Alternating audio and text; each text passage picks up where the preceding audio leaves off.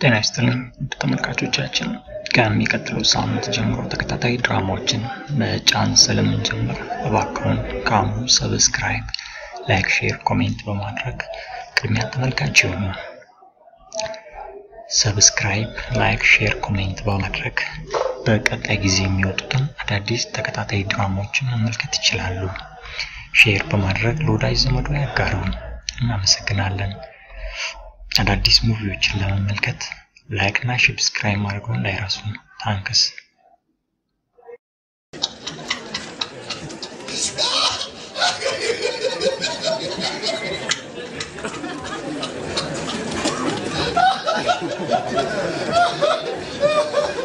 ክቡር ሚኒስትር ዴታ እንዴት ነው እርሶ ጋር ሳቅ?